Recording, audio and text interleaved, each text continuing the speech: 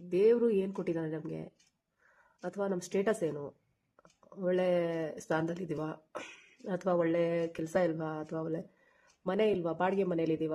It's okay, ಬಾಡಿಗೆ ಮನೆಯಲ್ಲಿ ಇದ್ದರೆ ಏನು, ಸ್ವಂತ ಮನೆ ಮಾಡ್ಕೊಳ್ಳೋಣ, ಆದರೆ ಶಕ್ತಿ ಆದರೆ ಮಾಡ್ಕೊಳ್ಳೋಣ, ಇಲ್ಲಾಂದರೆ ಓಕೆ ಇದ್ದಿದ್ರಲ್ಲಿ ನೆಮ್ಮದಿಯಾಗಿರೋಣ ಅನ್ನೋದನ್ನು ಮೊದಲು ಕಲಿಬೇಕು. ನನ್ನ ಹತ್ರ ಅದಿಲ್ಲ, ನನ್ನ ಹತ್ರ ಇದಿಲ್ಲ, ಇದೇ ಥರ ಯೋಚನೆ ಮಾಡ್ತಾ ಹೋದರೆ ಯಾವಾಗಲೂ ನೆಮ್ಮದಿಯಾಗಿರೋಕ್ಕೆ ಸಾಧ್ಯ ಇಲ್ಲ. ಮೊದಲು ಯಾವಾಗ ನಾವು ತೃಪ್ತಿಯಾಗಿರುತ್ತೆ ನಮ್ಮ ಮನಸ್ಸು, ಆವಾಗ ಮಾತ್ರ ಮನುಷ್ಯ ನೆಮ್ಮದಿಯಾಗಿರೋಕ್ಕೆ ಸಾಧ್ಯ. ಓಕೆ ನನ್ನ ಹತ್ರ ಕಾರ್ ಇಲ್ಲ, ಬರೀ ಬೈಕ್ ಇದೆ, ನಾವು ಅಷ್ಟು ಅಂಥ ಒಳ್ಳೆ ಕೆಲಸ ಸಿಗಬೇಕಾಗಿತ್ತು, ಸಿಕ್ಕಿಲ್ಲ, ಇಟ್ಸ್ ಓಕೆ, ಪ್ರಯತ್ನ ಪಡೋಣ, ಆಗಲಿ, ಆದಾಗ ತಗೊಳ್ಳೋಣ, ಆಗಿಲ್ಲ ಅಂದರೆ ದೇವ್ರು ಕೊಟ್ಟಿರೋದ್ರಲ್ಲಿ ತೃಪ್ತಿಯಾಗಿ ಜೀವನ ಮಾಡೋಣ ಅನ್ನೋದನ್ನು ನಮ್ಮ ಮನಸ್ಸಿಗೆ ಯಾವಾಗ ನಾವು ತೃಪ್ತಿ ಅನ್ನೋದು ಬರುತ್ತೆ, ಆವಾಗ ಮಾತ್ರ ನೆಮ್ಮದಿಯಾಗಿರ್ತಾನೆ ಮನುಷ್ಯ. ಈಗ ಶ್ರೀಮಂತಿಕೆ ಇದೆ, ಅದು ಇದೆ, ಟಿ ವಿ ಇದೆ, ಫ್ರಿಡ್ಜ್ ಇದೆ, ಇಂಟೀರಿಯರ್ ಸೆಟ್ ಇದೆ, ಮನೇಲಿ ಏನೆಲ್ಲ ಇದೆ, ಆದರೆ ನೆಮ್ಮದಿಯಾಗಿಲ್ಲ ಅಂದರೆ ಅದನ್ನೆಲ್ಲ ತಗೊಂಡು ಏನು ಮಾಡೋದು? ಒಂದೇ ಪ್ರಶ್ನೆ, ಅದನ್ನೆಲ್ಲ ತಗೊಂಡು ಏನು ಮಾಡೋದು? ಏನೋ ಹುಷಾರಿಲ್ಲಪ್ಪ, ನಾಳೆನೇ ರೈಟ್ ಹೇಳಿದರು.